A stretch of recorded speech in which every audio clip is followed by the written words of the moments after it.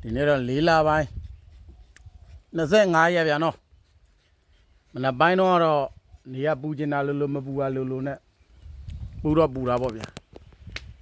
2နာရီလောက်လဲထိုးရောတချင်းလေးတဲ့အေးနဲ့အင်းလေးအမဲဟိုမှာမျိုးသမီး2ယောက်တက်လာဗျာနော်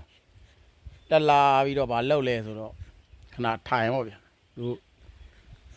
တည်တီးရွာသူတုတ်စားတယ်ဗျသူစီကတည်တီးနည်းနည်းရှားမယ်နဲ့တူတယ်နော်အင်းလေးဆိုတော့ကောင်းလို့တဲ့တည်တီးလေးသူကတုတ်စားပြီးတော့ဩဘာနာထိုင်ကုန်လေးမှာတော့ထိုင်နေတယ်ဗျအင်းလေးသူနဲ့ရေစက်ပါတယ်လို့ပဲဗျာနော်တမျိုးမထင်နဲ့ဗျကောင်းတဲ့ရေစက်တွေပေါ့ဗျာနော်မိုးတယ်များအုံလို့ရွာတော့မယ်နဲ့တူတယ်သူတို့ကလည်း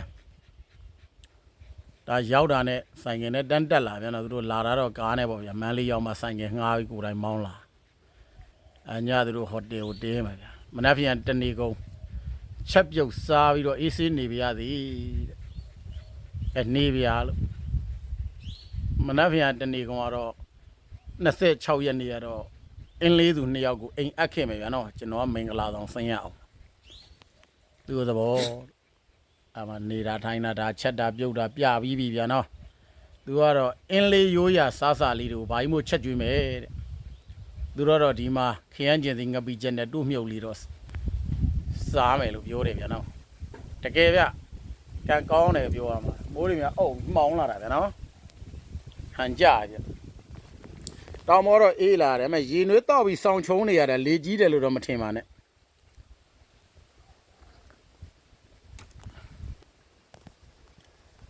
ဝဲတရားတိခူးတဲ့ဆရာမိုးလာပြီနော်အဲ့ကောင်လေးတယောက်ကလည်းတော်တော်ထူတယ်ဗျာနော်ပတ်စံပေးပြီးဒါဝယ်ခဲ့ဆိုတော့မဝယ်ဘူးဗျာလူကုံငွေလူပန်းငွေကုံမြတ်သူတို့ကငွေကုံရုံလည်းမဟုတ်လူကပန်းအောင်ဒီကောင်တွေလုပ်ငန်းခိုင်းရတာတော်တော်စင်မပြေဘူးကောင်းနေလို့ပြောတော့ရိုင်းတာပေါ့ဗျာကျွန်တော်တို့ညာရီသားတော့ငယ်ရင်ဒီကောင်းဟုတ်ကောင်းအဲ့လိုပေါ့ဥမာမန္တလေးဆိုရင်ခမည်းနဲ့ကျွန်တော်နဲ့ဒါရင်ကျေးတာ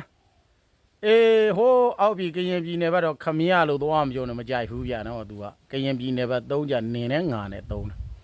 တခါတည်းစကားပြောလေးတွေကအဲ့လိုလေးပါရင်တစ်တော့ဆိုတာသိရမလို့လူပေါင်းဆောင်ကကြည်တော့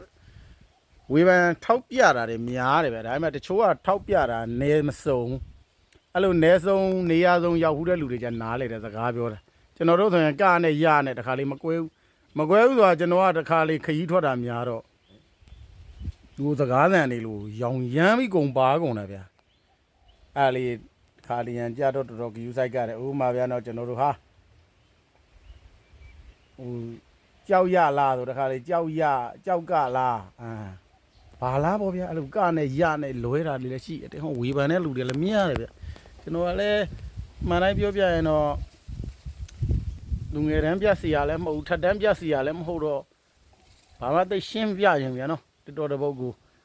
ရာသီဥတုလည်းအေဂျင့်နဲ့တိတ်ဆိတ်တယ်သူကောင်းတယ်စင်ပြေလောက်တယ်တင်လိုက်တာပြီးရင်အောက်ကမန်းနေပါတယ်ကျုပ်သိပ်ဖတ်ဖူးဗျဘာလို့တော့တကလေးရေးတဲ့လူကလည်းစိတ်ချမ်းသာအောင်ရေးတဲ့လူကနည်းပါတယ်ဗျပြောဝေဖန်ခြင်းတဲ့လူကတပုံအဲ့လိုလူတွေပြင်ဘက်မှာစာတော်တက်လာလို့မေးကြည့်အဲ့လိုလူတွေကပညာရေးချင်းတက်တဲ့လူလည်းမဟုတ်တကယ်လို့တက်ခဲ့ရင်တော့အဲ့လိုလူတွေကဘလို့လူတုံးဆိုစိတ်ဓာတ်အောက်တန်းကျတဲ့လူတွေတော်တော်များတွေ့ရတယ်